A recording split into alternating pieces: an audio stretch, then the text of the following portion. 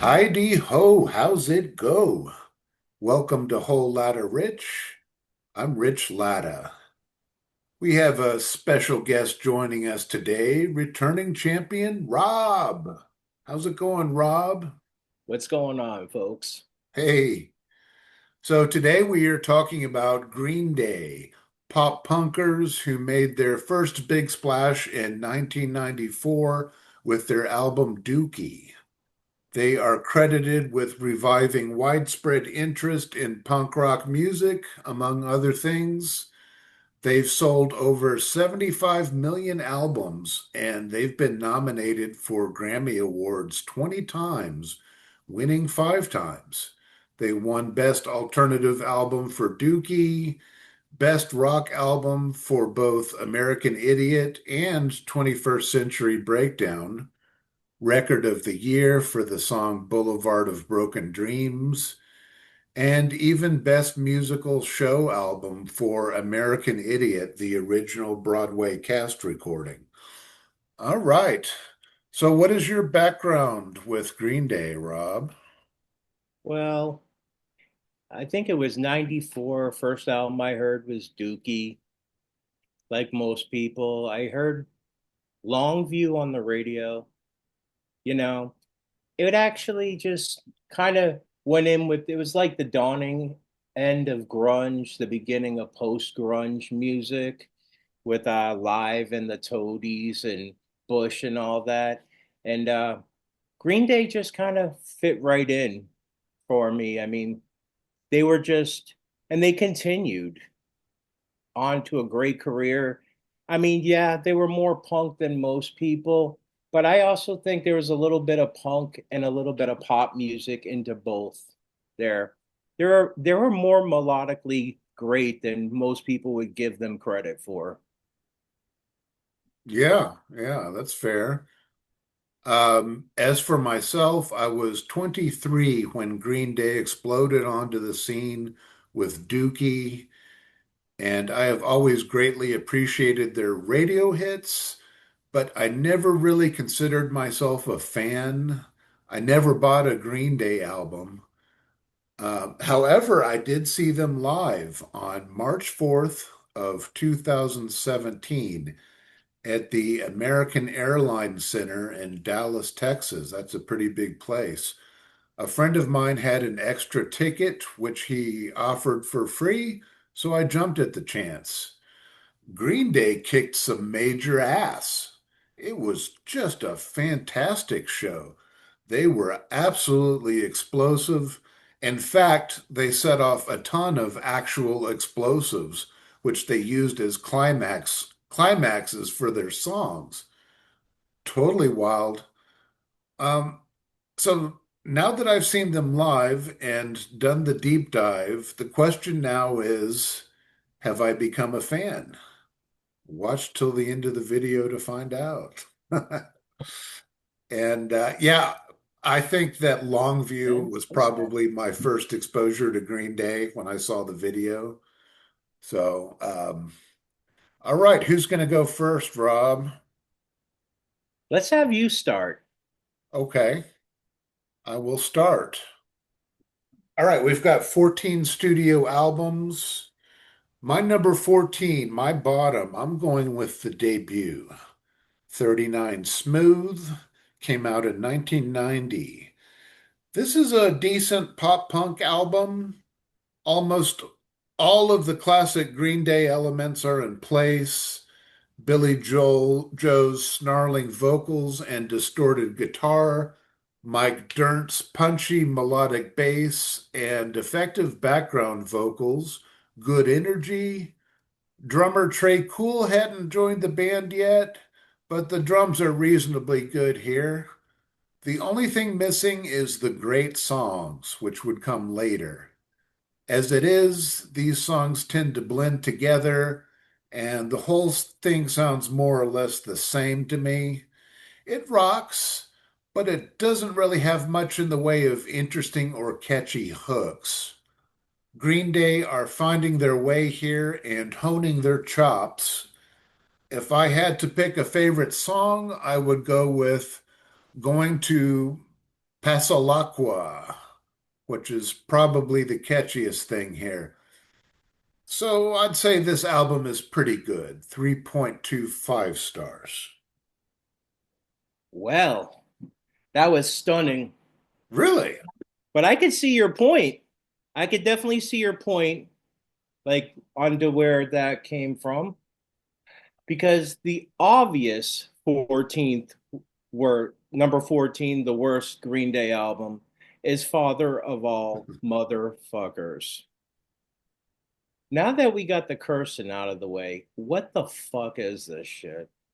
I mean, were they cashing in on a record deal or whatever? What is this, man? I mean, apparently the band really likes this album. I think it was because Billy Joe notices after making this album that he needed to go to rehab. The title track has like the most annoying falsetto to it. And I mean, it has a good, decent guitar lick, but it's just like the falsetto. Yeah, no. Fire Ready Aim really missed its mark, trying to be the Hive's very bland attempt. Oh, yeah. Oh, no. The sample, the production, the misery. It's just god awful. Meet Me on the Roof. Yeah, you might as well jump.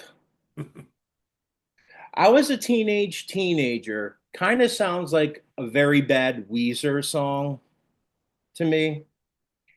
However, the one bright spot on this album is the final track, Graffitia, which has a good story to tell. It's like mixes their brand of power pop and garage rock. I mean, with better production, it would have been a better song. But I mean, this is an album I will refuse to listen to ever again. Probably one of the worst albums I ever heard from a band I admired. 1.5 stars. Terrible. Wow. Well, I think you were in line with the general consensus. I think that album is pretty well hated. I have a different perspective, so we'll get to that later. My number 13 is their second album, Kerplunk, came out in 1991. Kerplunk has the same 3.25-star rating as the debut, but there are one or two songs that make it significantly better, most notably Welcome to Paradise, the best thing on the album by far.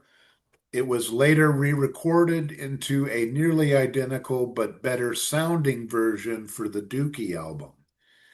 80, spelled like the number, but also a reference to Billy Joe's future wife, Adie, Adie, is not on the level of Welcome to Paradise, but not too far off either.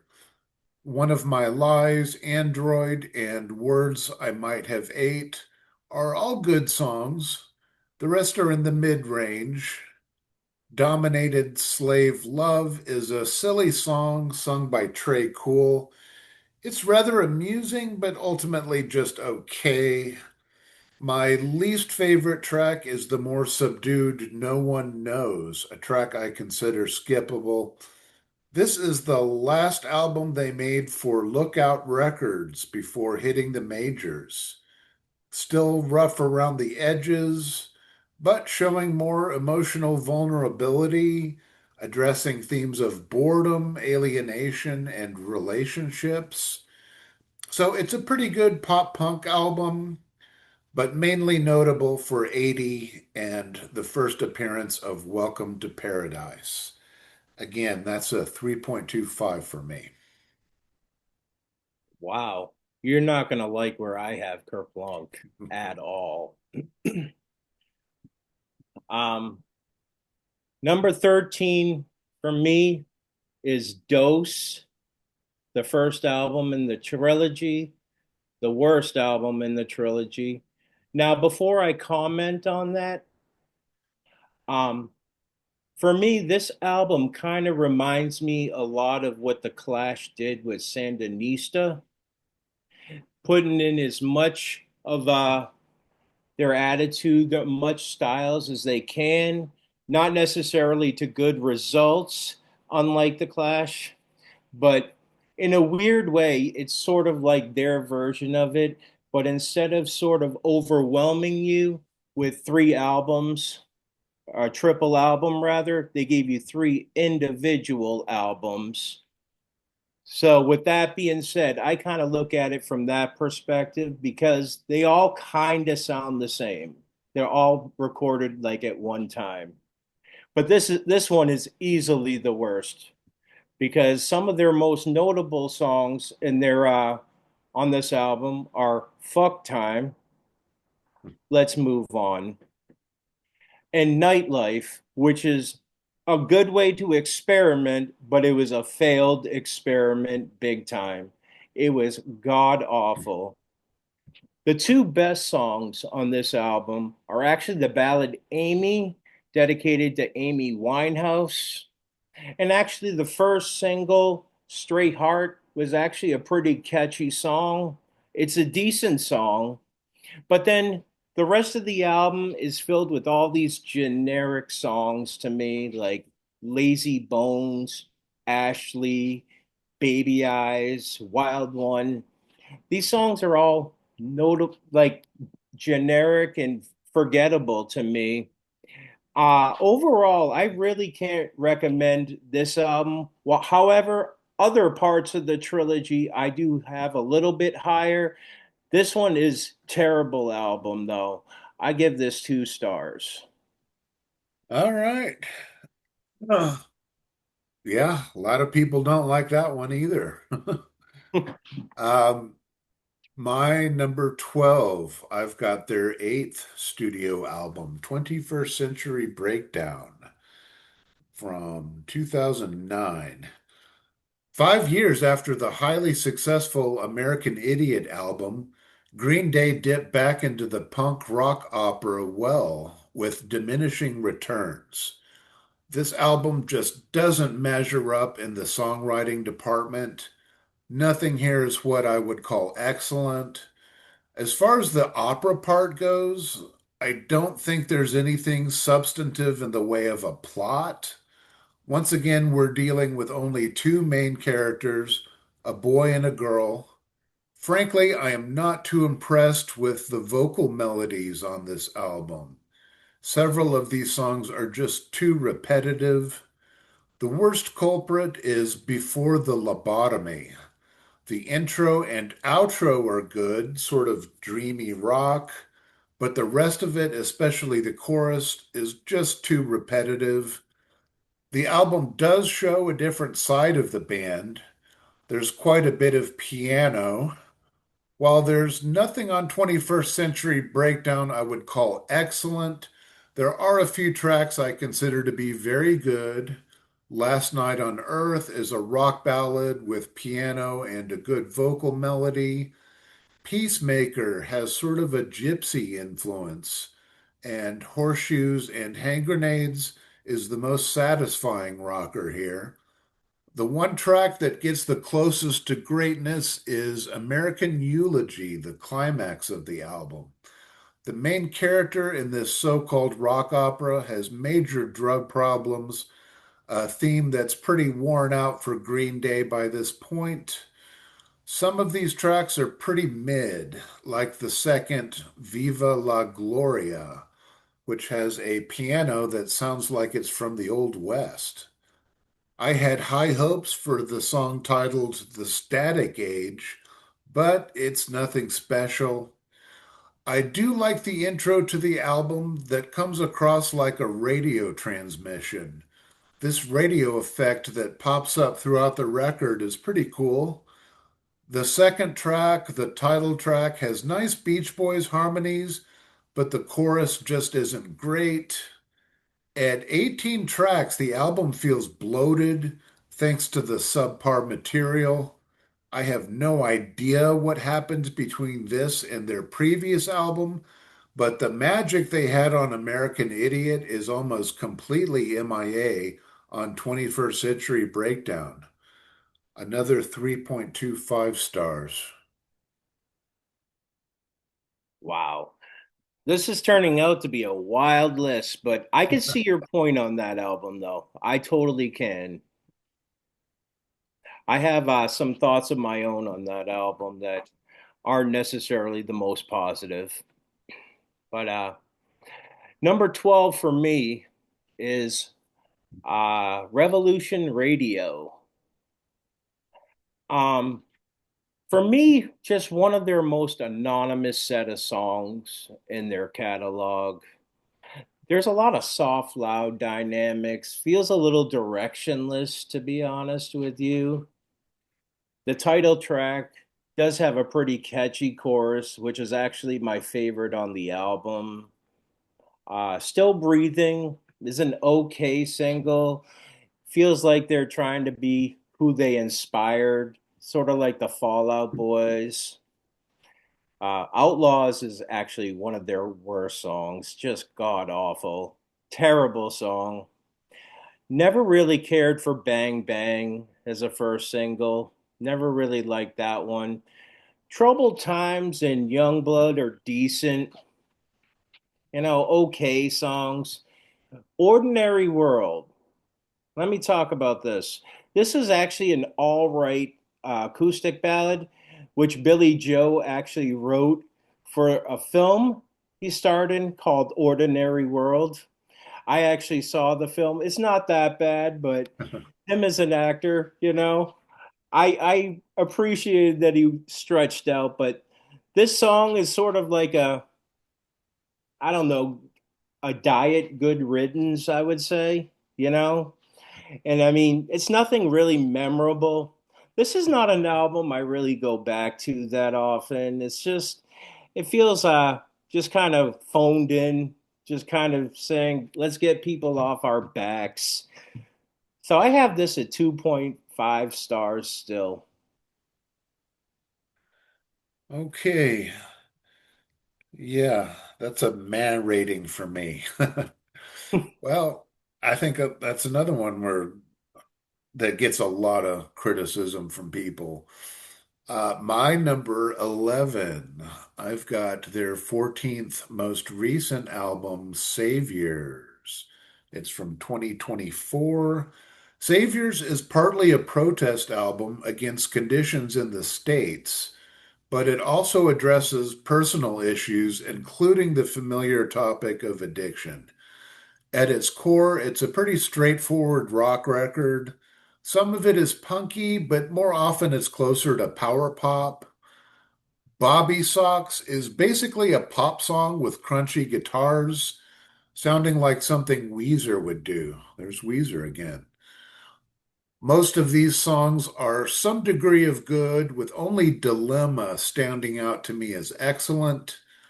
Dilemma perfectly captures the feeling of being torn between feeding one's addiction and abstaining from it.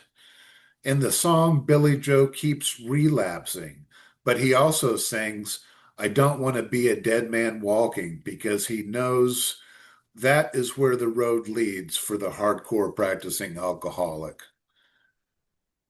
Goodnight, Adeline is almost excellent. A sweet ballad, I'll say, is very, very good.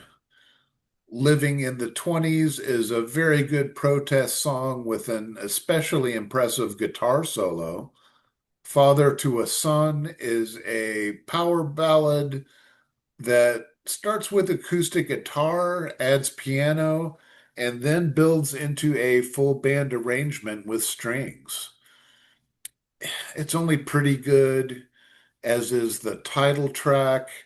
And then the final track sounds cool, but it's only pretty good as well, thanks to some particularly lame lyrics. I'll give Saviors a generous 3.5 stars, since that's about where my song average lands, and there's nothing here I'd call bad. All right.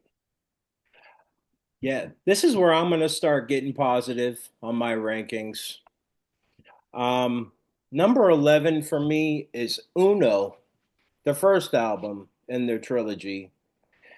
Like I was saying before, This is sort of a way to like incorporate new sounds into the band. They added a new guitar player to this album. They became a four piece. They put a lot more guitar solos in than they've ever had before. Well, none of these songs completely wow you by any means, but they are catchy and pleasant while you're listening to it. Nuclear Family and Carpe Diem, I think, are really good rockers. Stay the Night is actually a really solid melody. Let Yourself Go, while it's catchy, it can be annoying and a little bit repetitive. Kill the DJ, I'm gonna be honest, I actually enjoy this song. It feels a bit novelty, but it is kind of funny on the state of pop music nowadays because it's all not really that memorable to me. I found it kind of funny. Feel for You and Loss of Control rather are too generic and not that memorable. Sweet 16 and Oh Love are really good songs with good melodies, but nothing that's going to completely wow you on this album. Not an album that I consider to be terrible by any means. I mean, I understand the production may be a little stale or what have you. Uh, for me, I do have this at 3 stars because I actually enjoy this while I'm listening to it. It's just not that something I will reach for too often. Yeah, you said 3 stars? Okay. Yes. All right. Okay, now it's time for me to upset people, and I think I might upset you too. Um, my number 10 is their sixth studio album, Warning, from 2000. Green Day continued to branch out from their core pop punk style on Warning. As a result, I don't think this album quite measures up to their more punk inflected albums. Billy Joe's nasally tone is most suited for pop punk, in my opinion. The opening title track cribs from Picture Book by the Kinks to the point where I would call it a ripoff. I'm not too thrilled with it. I'd prefer to just listen to the original Kinks song. Blood, Sex, and Booze is more of a power pop number, and it's very good, as is the following track, Church on Sunday, in which Billy Joe compromises with his girlfriend, agreeing to go to church with her if she will go out with him on Friday night. It's got a damn good vocal melody, especially in the pre-chorus. Misery is the one song here I would call excellent. And it's an unusual one, loaded with different instrumentation. It begins with some organ before an acoustic guitar comes in, and then we get some mariachi style bass and drums, then strings and accordion. It comes off as sort of a vaudeville number. The rest of the album is reasonably good, but not outstanding. Castaway is rockabilly inflected pop punk, while Deadbeat Holiday is more rock than punk. There's a mouth harp on Hold On. Jackass begins with some acoustic guitar that sounds like a well-respected man by the Kinks. I'll call it an homage since the rest of the song sounds different. But Waiting cribs its melody from Petulia Clark's Downtown, which makes me think the band struggled to come up with their own melodies during this time. Minority is a bit sing-songy for my tastes, but I guess it passes for a good song. And then Macy's Day Parade finishes the album with another good but merely good song. Warning didn't sell as much as the previous three albums. The changes in style were worth exploring, but the album simply does not find Green Day in their element, playing to their strengths. So another 3.5 stars. Wow. I like what you said about that. That was a good review. I have that a lot higher on my list, but I mean, I could see people's reasoning why they wouldn't like that album as much, but I definitely have it a little bit higher. Um, Green Day, I think, gets a little underrated when it comes to writing melodies for me because I actually really like Warning, and that was one of the albums that truly opened my eyes to see what they could really accomplish later on. So with that being said, number 10, I have Trey. I also have this one at 3 stars. It's the best album of the trilogy. Again, none of it's really amazing, but none of it's really bad. This is where you can really hear a lot of their power pop influences really come into fruition. Uh, it's not the highest quality, but I'd be lying to say if I really don't enjoy this album to some degree. Brutal Love actually has a really, really good vocal by Billy Joe. Missing You to me is a very good song that's even kind of cute, if you would. It's actually kind of cool. Drama Queen is like an acoustic ballad that's really more unique for the band. Sex, Drugs, and Violence, as well as Little Boy Named Train, have really solid choruses. Dirty Rotten Bastards is something that, you know, you can take or leave.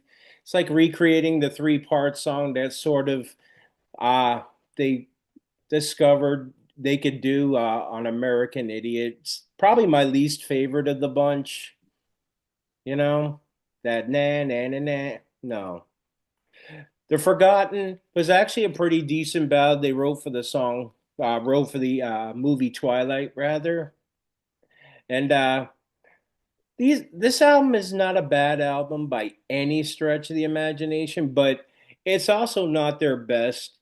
They really step it up within their vocals and all that. After this album is when I really start listening to all these albums a whole lot more. So I still have this at 3 stars, but it only gets a whole lot better from here. All right. Well, this is very interesting. You put Trey at the top of the trilogy. For Mhm. me, it's at the bottom. My number nine is their 11th studio album, Trey, and it's from 2012. Trey, we've been saying, is the third album in a trilogy that goes Uno, Dos, Trey, with Trey being a salute to Green Day's drummer, Trey Cool. This album surprised me. It was cruising along in power pop mode, not showing a lot of energy, and then bam, we get hit with a multi-part epic that knocks my socks off. Dirty Rotten Bastards begins with sing-songy, but for me, not off-putting vocals. At one point, the band shifts into full throttle mode and rocks out hard with tremendous energy. The song is straight up gold. I note that Billy Joe has no qualms about using the word retarded in his lyrics. I know a lot of people would have a problem with that, but honestly, it was a perfectly acceptable word before the parents of retarded people insisted that it should never be spoken. I don't really have a problem with Billy Joe using it, but it does make me cringe a little knowing how offended some people would react to that. I personally avoid using that word. I don't want to be politically correct, but I don't want to upset people either, so I just avoid it. So it's kind of weird hearing Billy Joe use it so brazenly. I guess it fits his personality, though. And then the final two songs are both very good. 99 Revolutions is a spirited number that Billy Joe has acknowledged was written in solidarity with the Occupy movement. which sought to combat corporate greed, among other things.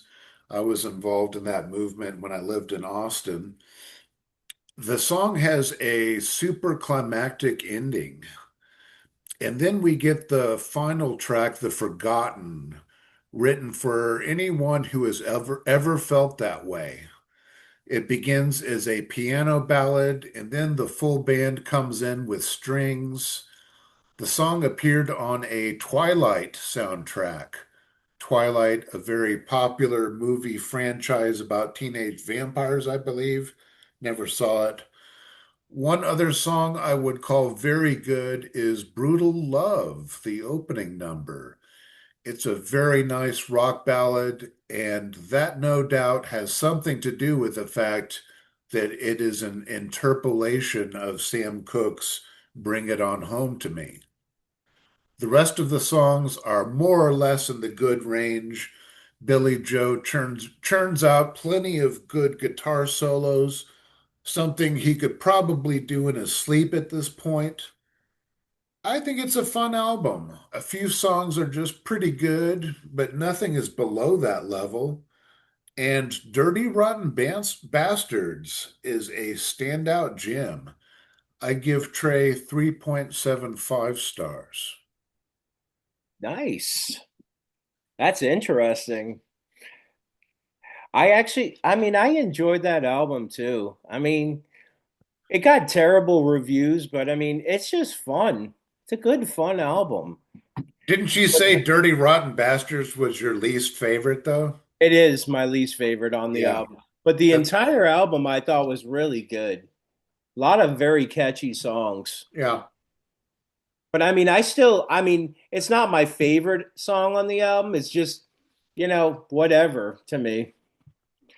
But at this point, this is where it gets good. Uh, Coming in at number 9 on my list is 39 Smooth, the debut album. Uh, they were in a band called Sweet Children before they changed their name to Green Day. And while this is a good start for the band, these all feel like Sweet Children songs. This was a good start for the band. John Kiffmeyer was the drummer on this one, so the chemistry was a little off between band members. You can hear their potential in this album. They wrote the fact by the fact that they can write great hooks. Mike Dirnt and Billy Joe Armstrong do have the great chemistry. At the Library is actually a really good song with a really strong hook in the chorus with great background vocals. I Was There is another strong song with a great melody with good gang vocals in the chorus. The standout for me is Going to Pasalacqua, which truly indicates the promise and the potential of where this band could go. The song Rest is a ballad that they weren't really ready to tackle just yet.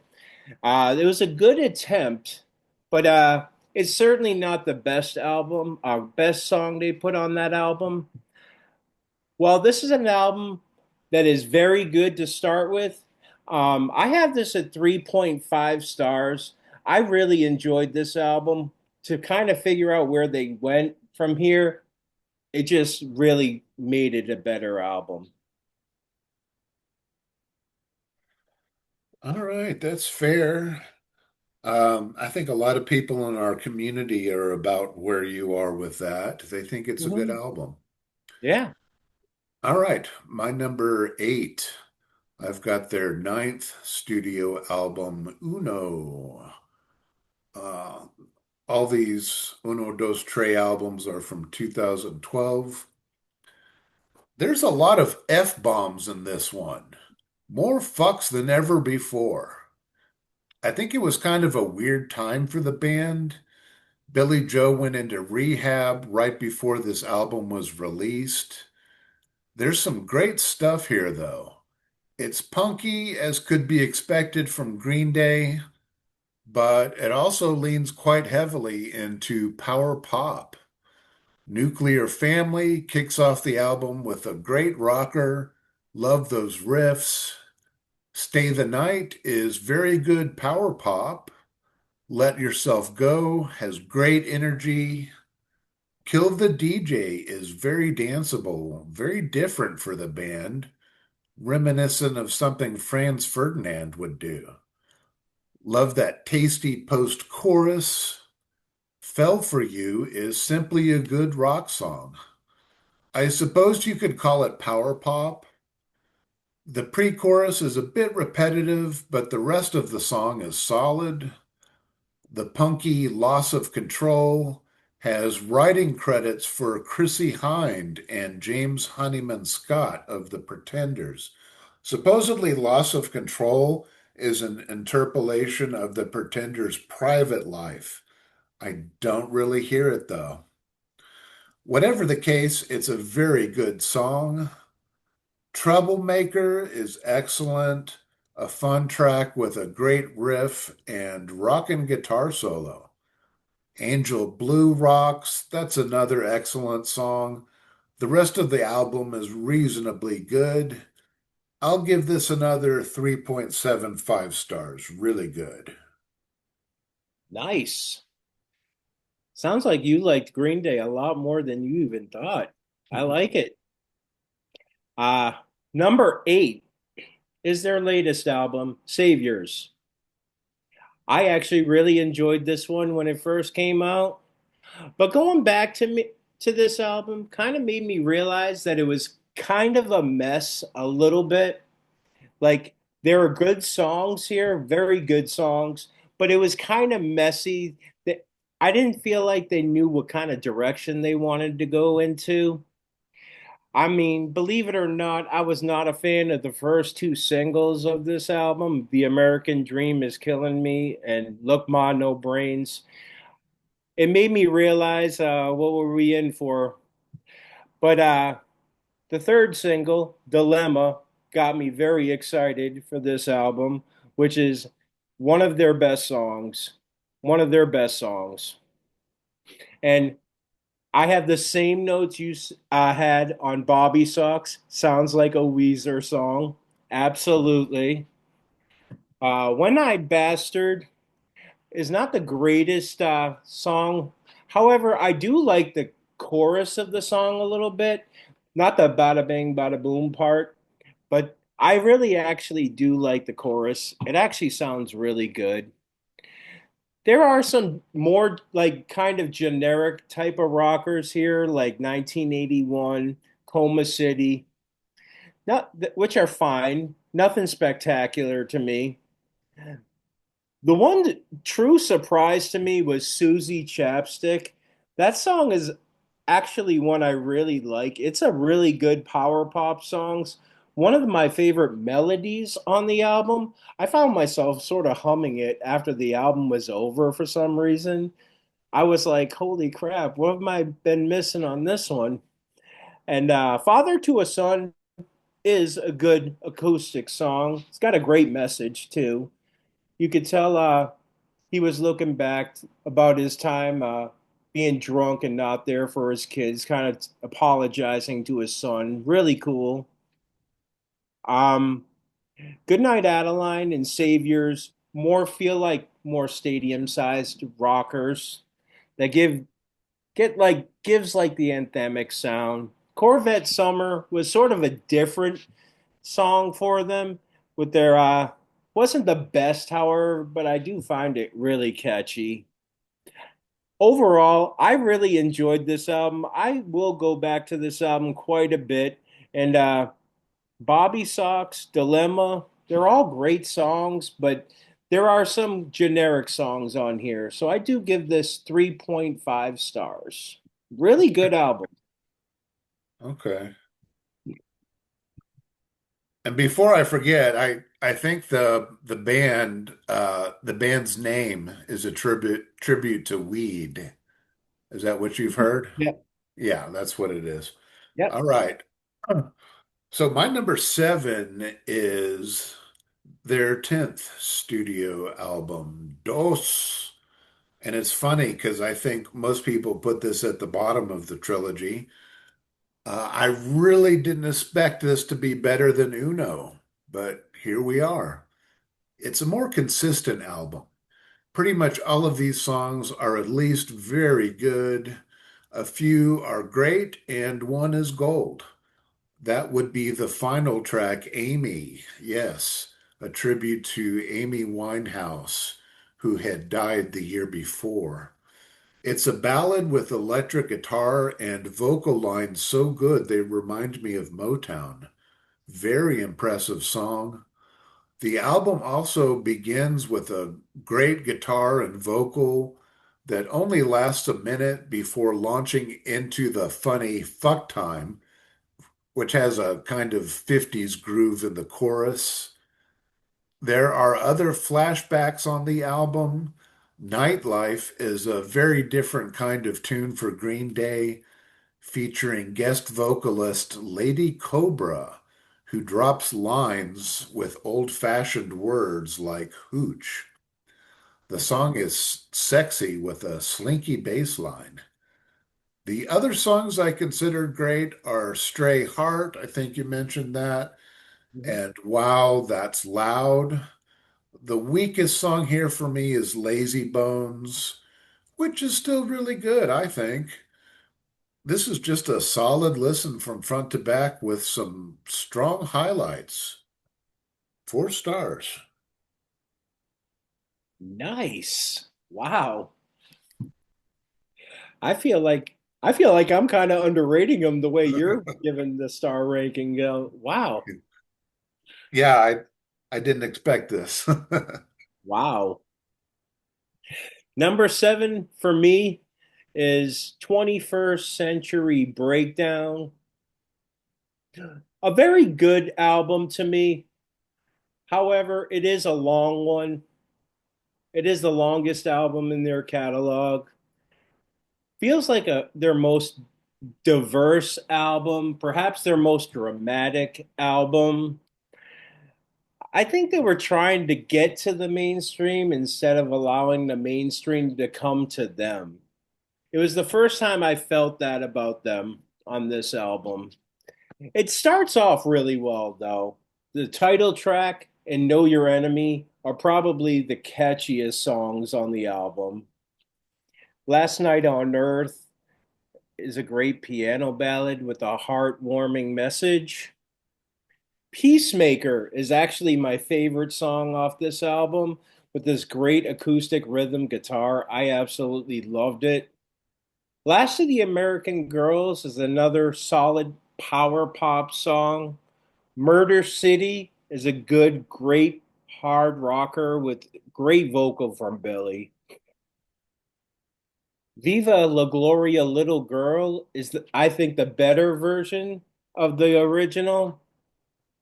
Horseshoes and Hand Grenades, I think you mentioned that one. One of another favorite of mine, rocks super hard. Kind of feels like a lost Nimrod track for some reason. However, 21 Guns is probably the most overplayed Green Day song to me. One of their most overplayed songs, at least. And See the Light reminds me too much of Cutting Crew's I Just Died in Your Arms Tonight. Oh my gosh. I mean, it is a really good album, but it's not one that I would say is beyond essential. It is a really good album, though. I do have it at 3.5 stars. Really good. All right. Interesting that you liked that more than I did. Mhm. All right. My number 6 is their fifth studio album, Nimrod, from 1997. This is a very solid album. There's nothing here I'd call less than good.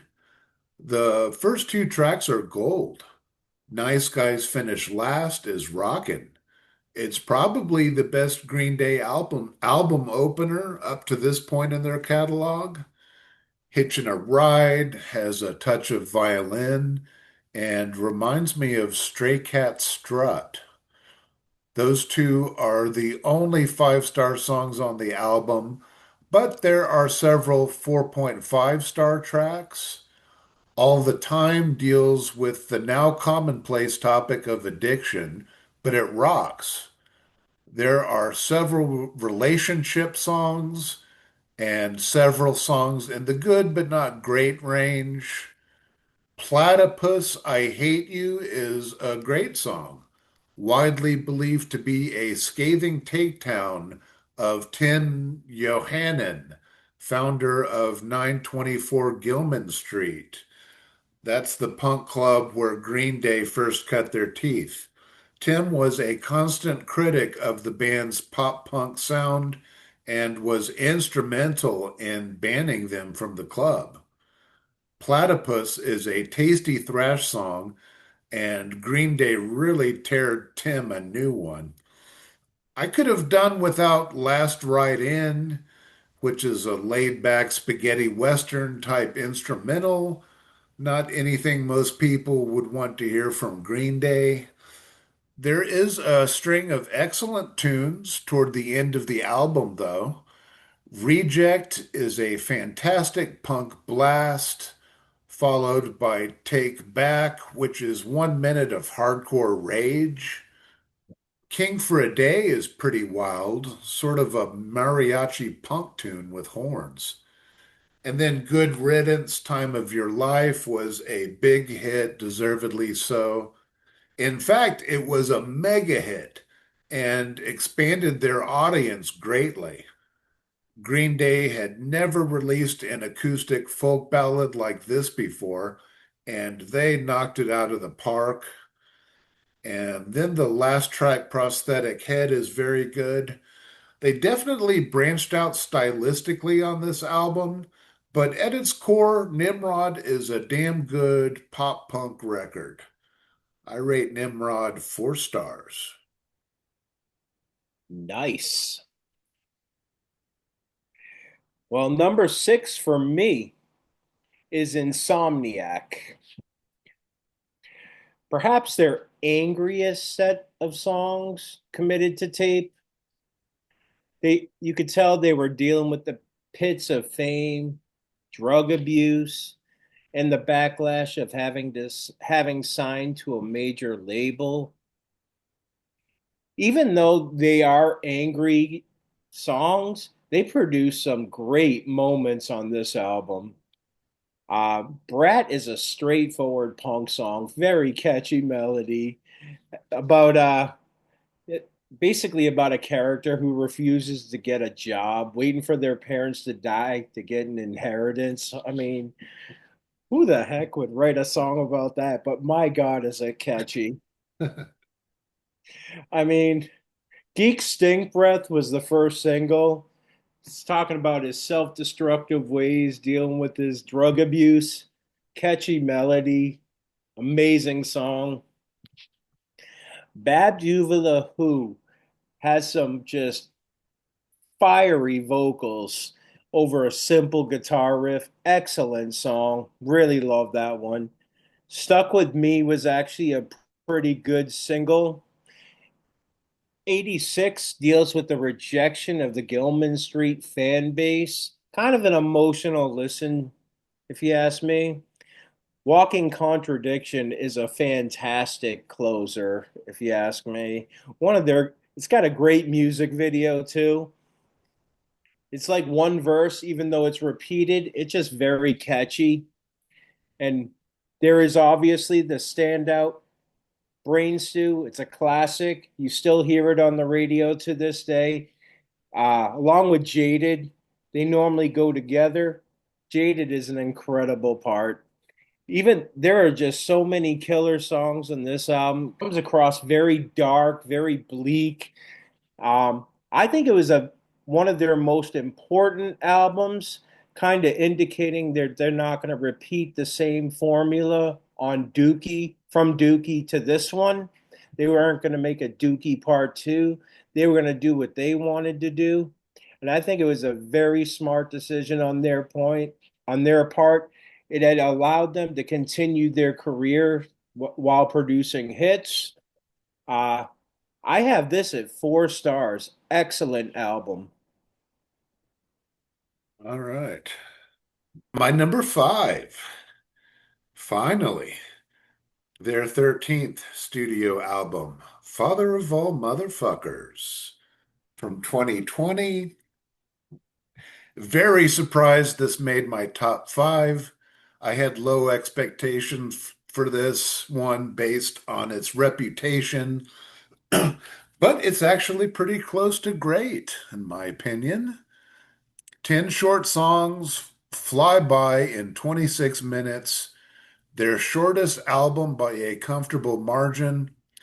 The song Sugar Youth is punky, but other than that, these songs are more akin to basic hard rock. The opener takes clear inspiration from Jimi Hendrix's Fire, but then takes it in a totally different direction. Fire Ready Aim is an excellent rock song.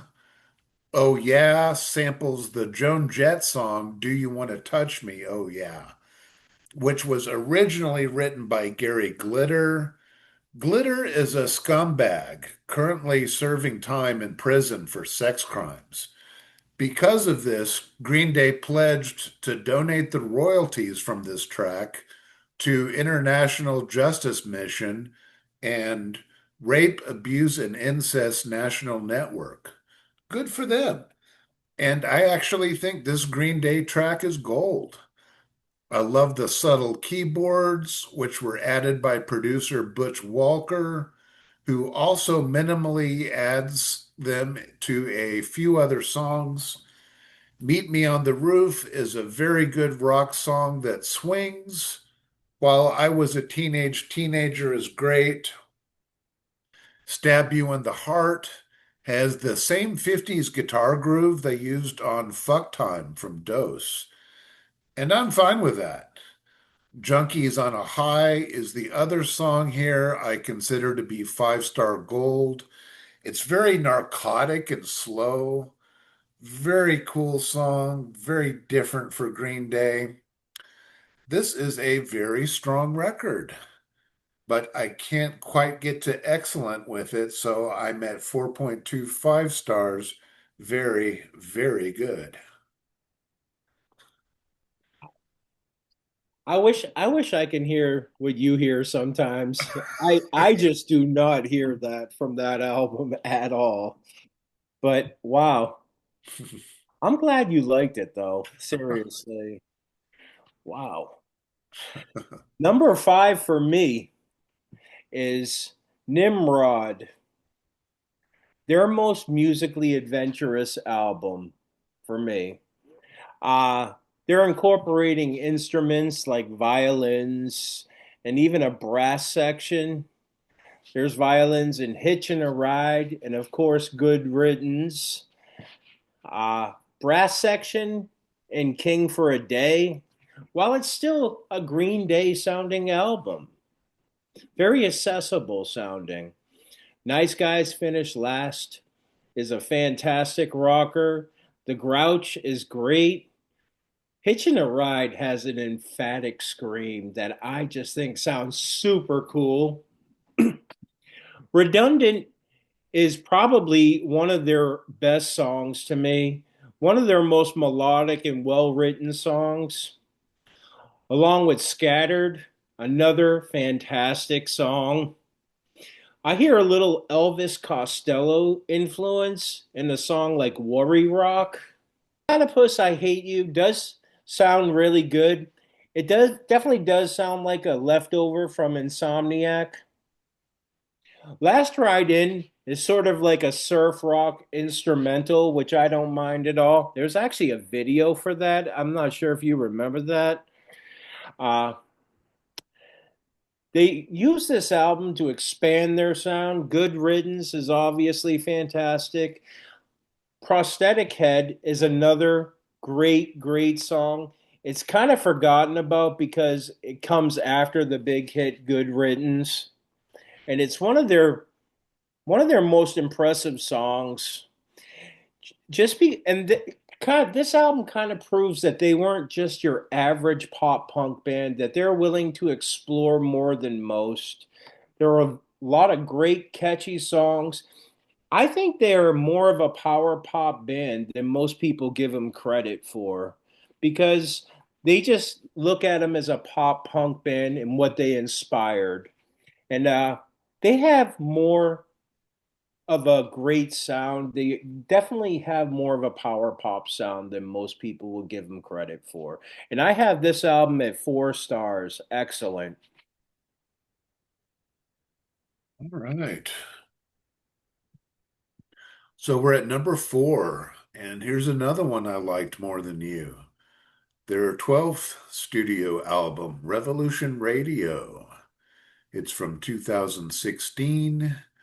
A very strong album bursting with energy.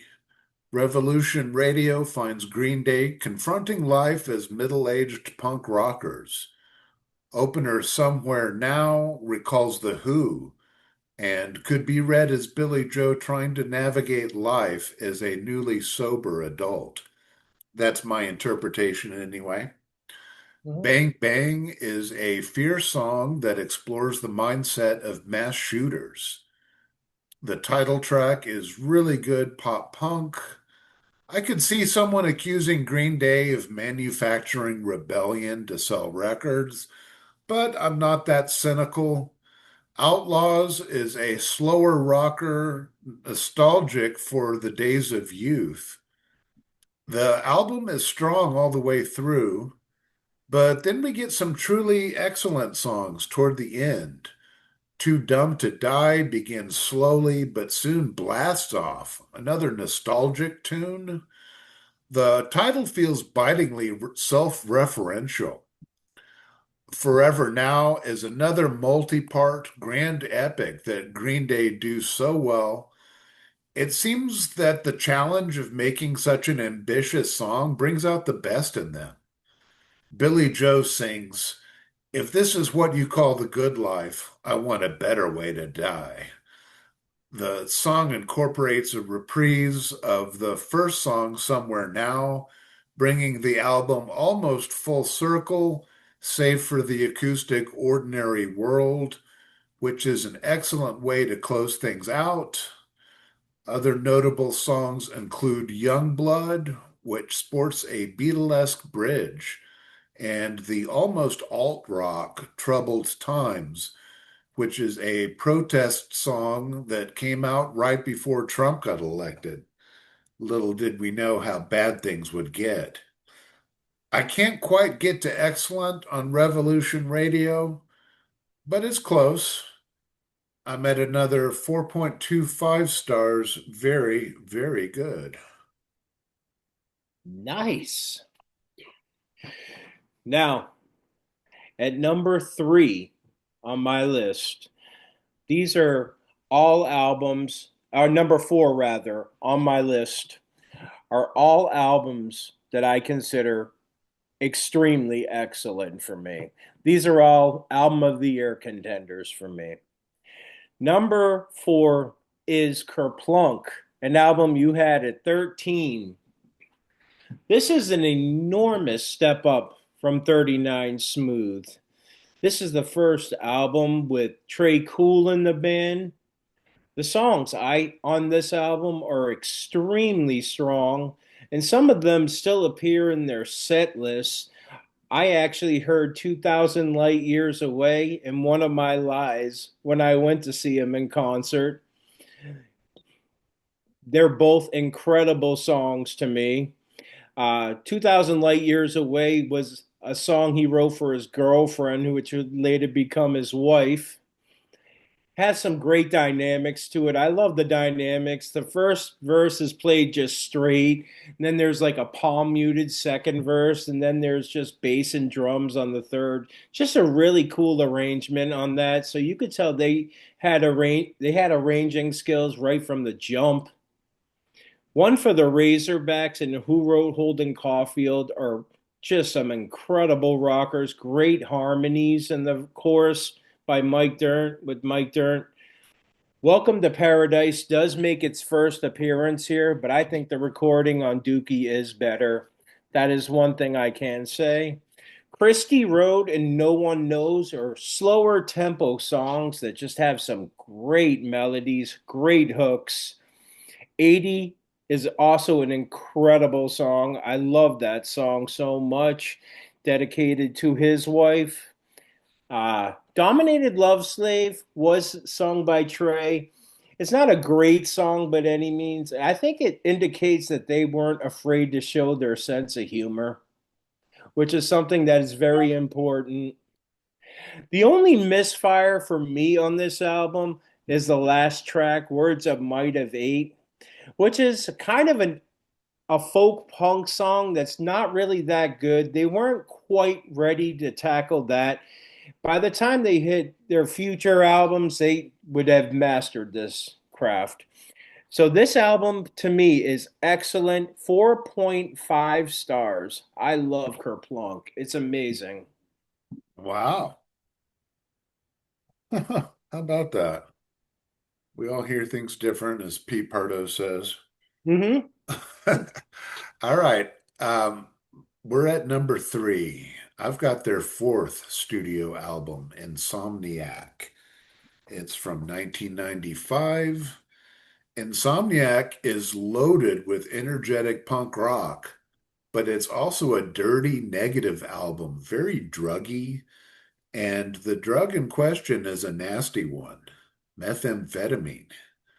Many of these tracks are excellent, even gold, but they do kind of run together after a while. I definitely felt that way upon first listen, but on subsequent listens, the songs took on more in the way of their own identity, which often happens.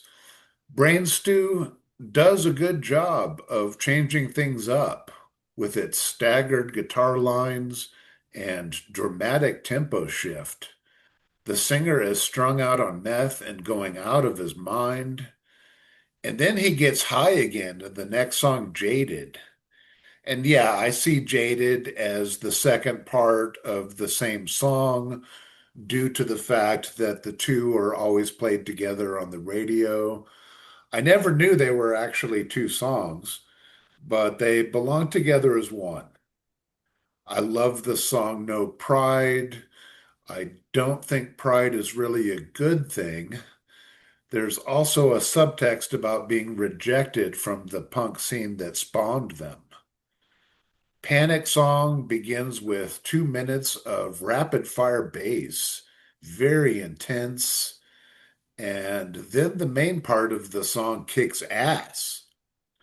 Toward the end, Westbound Sign and Tightwad Hill sound a bit formulaic, but the album finishes strong with Walking Contradiction. Insomniac is very close to Dookie in quality, but it doesn't quite have the magic of Dookie. The lyrics are very self-critical and negative, lots of drug use, but also lots of good melodies and rockin' energy. 4.5 stars. All right. Are we going to have the same top two? Are we? My number three is their most underrated album, Warning. An album I would actually introduce to people to show someone what they're really capable of. For people that don't like Green Day and don't appreciate them, this would be one of the first albums I would introduce them to. Because this comes across as straight ahead power pop to me, very much so. The title track does rip off Picture Book for sure. I mean, I actually enjoy the song a good bit. It's even though it's one of my lesser favorites on the album. Blood, Sex, and Booze is a just a fun track, really fun. Church on Sunday has a great melody with a great set of lyrics about compromising in a relationship. Fashion Victim to me is like the definition of a filler song, of a very solid filler song. Not great, not terrible.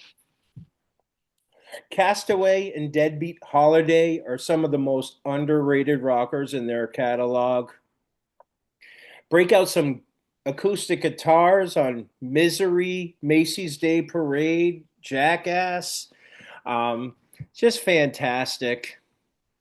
Hold On was actually apparently written while Billy was listening to Bob Dylan a lot, which I thought was interesting.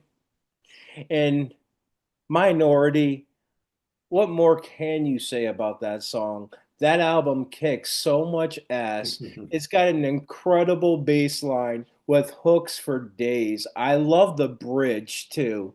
It is just so incredible. I love that track so much. One of my favorite Green Day songs. Spoiler alert, you'll probably see it in my top songs list. Um, so yeah, this would be the first album I would listen to, or I would recommend to people that haven't really listened to Green Day. It's one of their best albums, 4.5 stars, very underrated. All right. Um, we do have the same top two, but do we have the same order? Well, let's find out. My number two is their third album, Dookie. It's from 1994. If I were writing a review of this album for Rolling Stone magazine, instead of writing about my own personal opinion, I would give it a five, not only for being great, but also for selling tons of copies and being hugely influential, spearheading the 90s pop punk boom. However, I am, of course, basing my review on how good I personally think this record is, not how big or influential it happens to be. And I still give it 5 stars. Dookie is loaded with anthems for disaffected youth. The 4 songs released as singles are all gold. The energy on Longview and Basket Case in particular is just explosive. She was not a single, but it easily could have been. It is also gold, a slightly more measured song, and I love how it begins with a lead bass. Right from the first song, Burnout, it's evident that Trey has improved greatly. The many drum solos at the end of that song are dazzling. Interestingly, at Green Day's final show at Gilman Street, Billy Joe changed the lyrics from "I'm not growing up, I'm just burning out" to "I'm not growing up, I'm just selling out." The club actually banned the band from playing there because they signed to a major label. What a bunch of gatekeeping snobs. Me, I'm glad they had the money to make a record that sounds as good as Dookie does. I love the 3 short punk blasts near the end of the album. FOD is the final song I award 5 stars. I love the briskly strummed acoustic guitar before the song explodes at the chorus. The hidden track is by far the weakest song, but it's just a joke track made by the drummer, so it's of little consequence. The weakest song on the album proper is Pulling Teeth, which is still good. While I never had a copy of this album, I was always happy to hear the hit songs from it on the radio. Turns out the whole damn thing is pretty much fantastic. Again, I give this 5 stars. Yeah. And before we get into that, like you were saying, the pop punk scene or a bunch of a little bit of snobs type thing. Believe it or not, there's a lot of bands that started in the punk scene that became huge later on. Artists such as Billy Idol, even the Go Go's were a part of the punk scene. And we know how big they got at one point. Red Cross was a punk artist, started off in the punk scene. So you can go get bigger and better every time. They just refused to put themselves in a box and decided to grow up a little bit. But my number two is not the same as yours. It is American Idiot.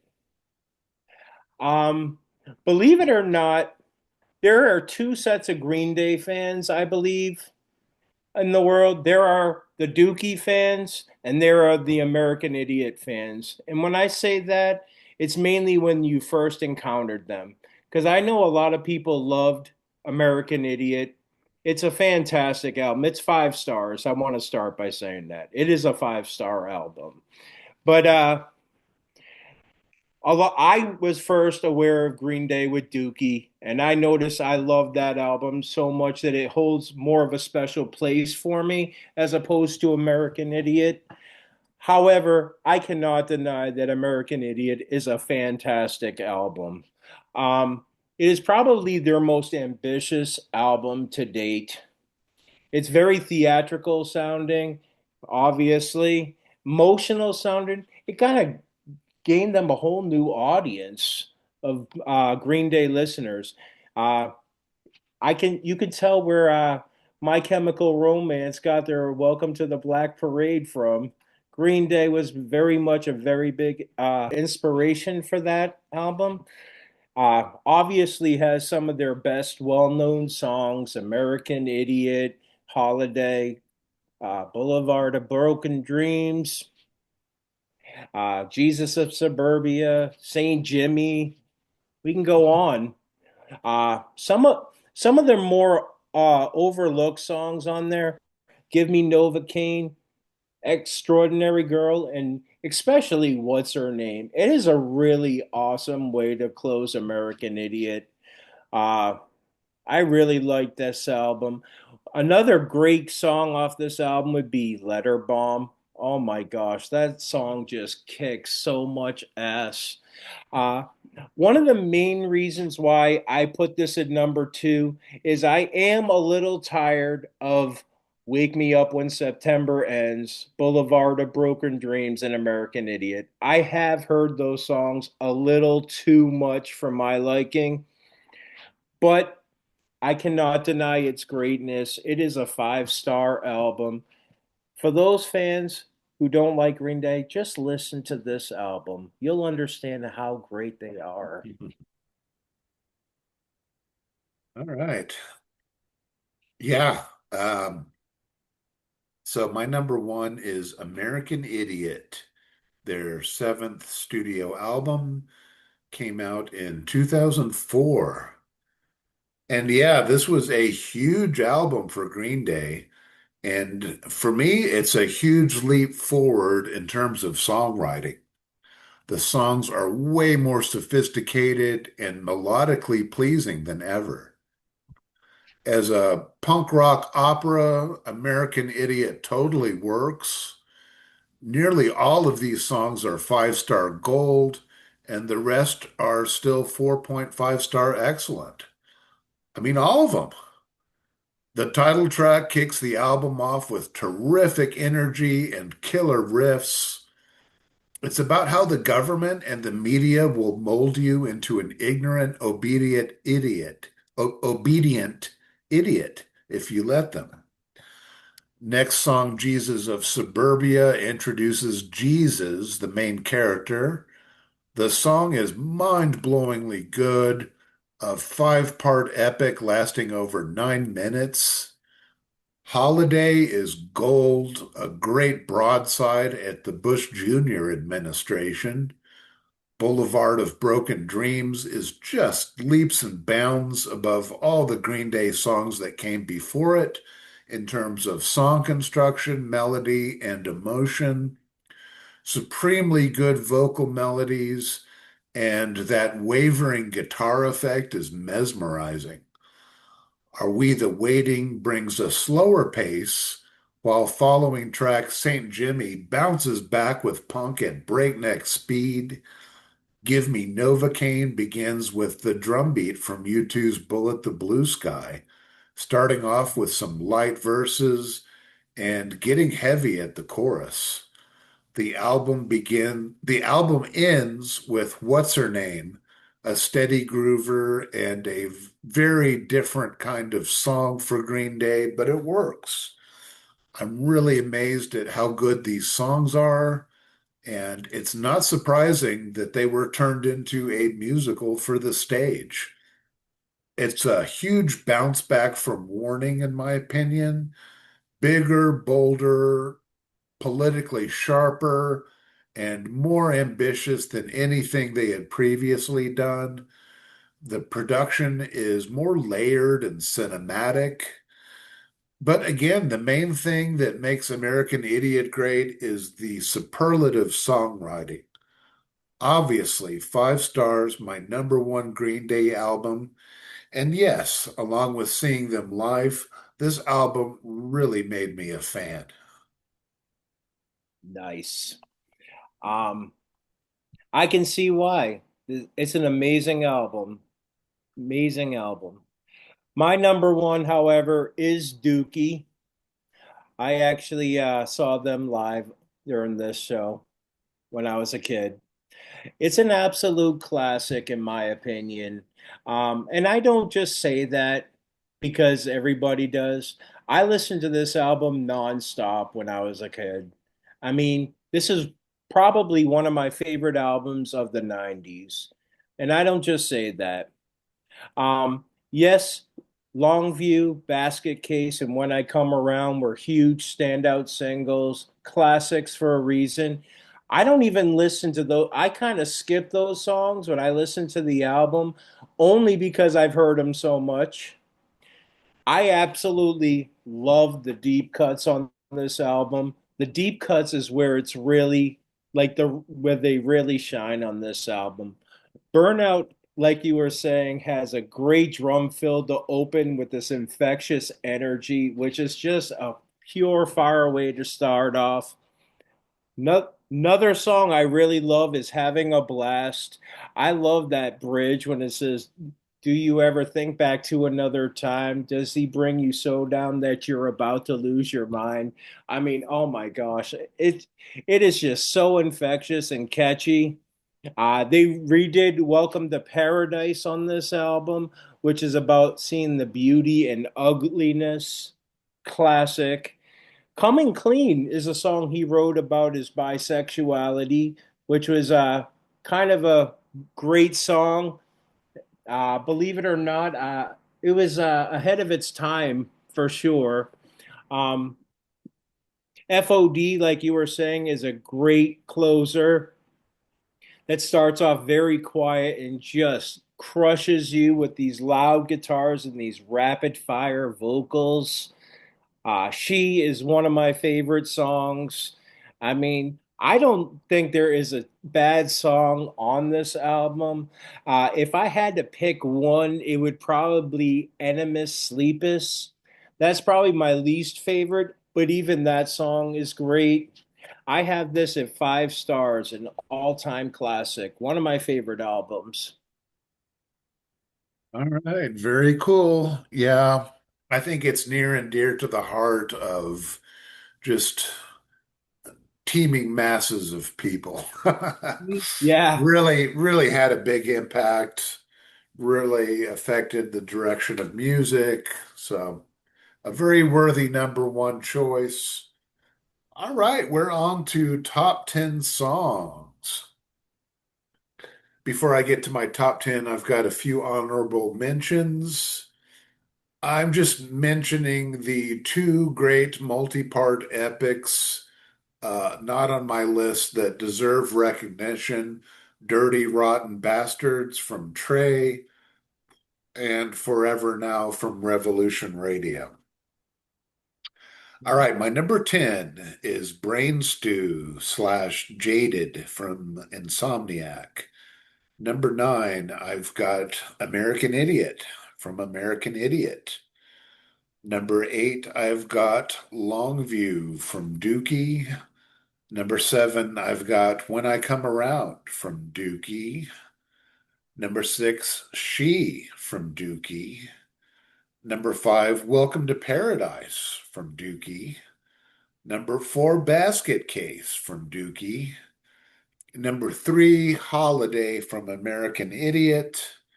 Number 2, Jesus of Suburbia from American Idiot. And my number one Green Day song is Boulevard of Broken Dreams from American Idiot. That we share quite a few on our lists. However, I would like to just mention one song. I have an honorable mention, and that's the song JAR from the Angus movie soundtrack. Believe it or not, that's one of their best songs. That wasn't on any album. I would suggest I would recommend you check that song out. Very, very cool song. I actually bought that soundtrack solely for that song, only to realize it was an actual my true introduction to power pop music because they got great songs from Weezer and Ash and all that. But JAR, great song. Love that song. Number 10 from Kerplunk, I got 2,000 light years away. Number 9, I got a from American Idiot, we got Holiday. Great. Number 8 from Nimrod, we got Worry Rock. Fantastic song. Number 7 from Warning, I got Minority. Fantastic song. One of the great bass lines in punk rock history, if you ask me. I love that. Number 6 from Nimrod, Scattered. One of the greatest sets of lyrics Billy Joe ever created. Love that. Number 5 from Dookie, I got She. Number 4 from Kerplunk, I got One of My Lies. Number 3 from Nimrod, I got Redundant. Number 2 from Dookie, I got Welcome to Paradise. One of their big singles that I can still listen to this day. Phenomenal. Number 1 from American Idiot, Jesus of Suburbia. Nice. Wow. I'm glad that made your number one. Amazing. Mm-hmm. All right. Yeah, Green Day. Fucking Green Day. Good stuff. Any final thoughts before we sign off? Now, believe it or not, I know there are a lot of haters out there of Green Day, much like there are a lot of haters of Pearl Jam out there. They're basically, a band that was, imitated, not duplicated. But I mean, I recommend you give a listen to a majority of their albums who haven't, even fans that don't like them, because I know there might be a few people that just dislike them for wrong reasons, like they were just a pop punk band. No, they were actually just a very, very good rock and roll band. They got into the Rock and Roll Hall of Fame on their first vote, first time they were nominated. I mean, there's a reason for it. They were a great rock and roll band that would stand the test of time. Yeah, yeah. I don't think they have, you do, but I don't think they have a bad album. Hmm. My lowest is 3.25, which is pretty good. Hmm. So that's very respectable in my book. And even though you think some of their albums are lame, you're very strong at the top. So, Hmm. all right, I guess that's going to do it. So, thanks for joining me today, Rob. It was a blast. It always is. Peace out, y'all. Have a good one.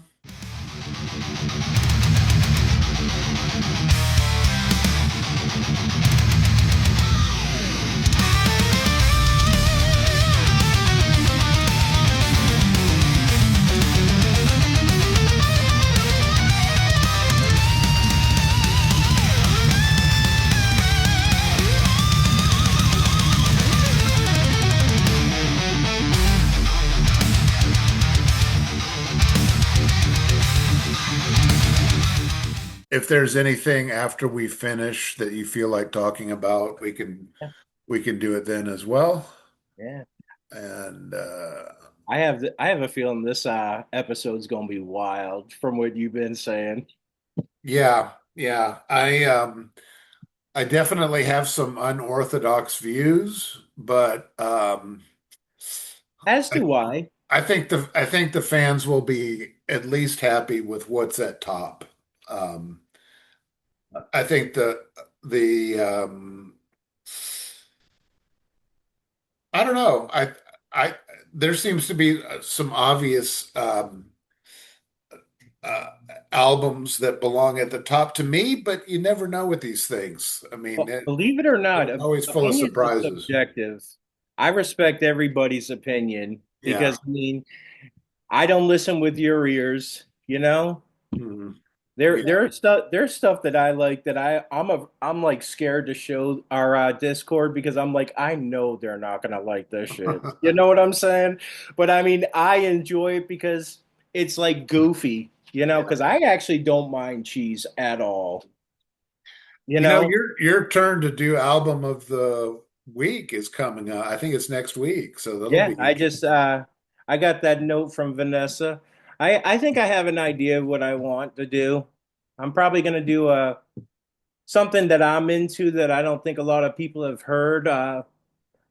Apparently, I saw on Rate Your Music it had like 200, you know, reviews. So it's like, yeah, because I don't have a Rate Your Music account, which I should start getting. Oh, yeah, that's very popular in our community, and I have put plenty of ratings and some reviews on there. Um, for example, I did a review for every single John Cale album, every single Nick Cave album, and I've got a ton of notes on my computer, and I just need to take the time to transfer them, which is a pain in the ass, but Yeah.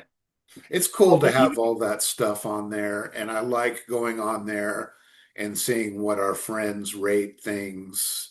yeah. And Believe it or not, I've actually paid it more attention to Rate Your Music in recent weeks because I'm like, I mean, because I want to hear what other people think of it, you yeah, know? It's kind of weird because let's be honest, I feel like the outcast basically because I use Music Board in uh-huh, the record club. yeah, So I mean, it's just like a way to rate them. That's all I do. I don't even write reviews unless I'm doing a ranking video, really. yeah. Because I mean, there are moments where I can be like, you know, like I mean, I understand why people hate this, but I don't know. There's something about it that I enjoy.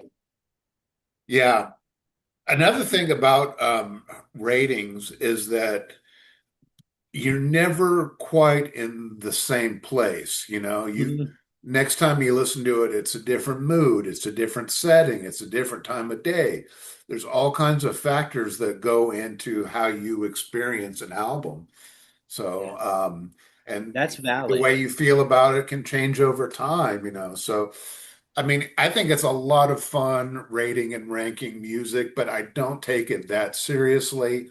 You know, Mhm. you might have an album high in somebody's discography, uh, like a five, but it doesn't hold up to an album in somebody else's discography you gave a 4.5 to. You know, it's Mhm. like there's a Yeah. contradiction there.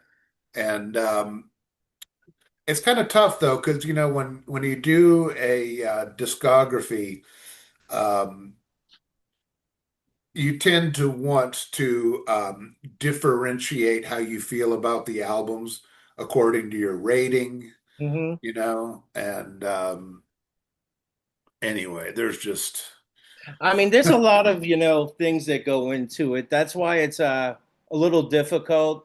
And believe it or not, there's a lot of people that change their styles. Like one minute they're doing a country album, one minute they're doing a rock album. Like I love Neil Young. He's my favorite artist. So, I mean, let's be honest. He does everything across the board. Some of his latest albums aren't the best, but I also get it. You know, he's also done this for like 70 years. yeah. you Yeah, know, now that would be a difficult video. Taste Like Music did it. I think they were called listography at the time. believe it But or not, that's J how I was introduced to him. oh, really? Yeah, because I'm like, Jason oh, let's Jason hear got burned this. out on Neil Young. He didn't want to hear any Neil Young for quite a while after that. Believe it or not, I can kind of understand it. I Yeah, can understand it. I feel that way about certain artists too. Like yeah, if I did Bob Dylan too, and I got burnt out on him. Like yeah, I go like a couple of years without listening to him, but when you go back, it's just fresh as hell. You know? yeah, I mean, because I noticed you're more into stuff what I was into when I was younger, sort of like the hard rock and the like. Because I like every genre of music. I love hip hop. I love country. I love folk music. I like power pop. I love pop music. So I like it all. But yeah, believe it or not, like nowadays, I don't hear too many like rock acts. Like today's music, I think is the strength is more pop music and singer songwriters. yeah, There's really nothing out there that will like rock you like as hard, or at least yeah. anything I've heard. Well, there's some things out there, like Jack White, and Oh yeah, I don't know. he's still going, but it was like more 2000s, you know. I don't keep up with the current year like I should. That people in our community are really good at that. Friday rolls around, they're going down the list of new albums, checking Mhm. stuff out. And Believe I'm it or just, not, I ain't sorry to interrupt, oh but no, I don't do that because it's just too random for me. And I mean, it's hard for me to go into albums blind, you know. see, But for me, that's the exciting part yeah, that is exciting. It's true. It is because exciting. But I because just get kind of lost in the wilderness. That's why yeah, I like to do ranking videos. It's like like a cool I'm project.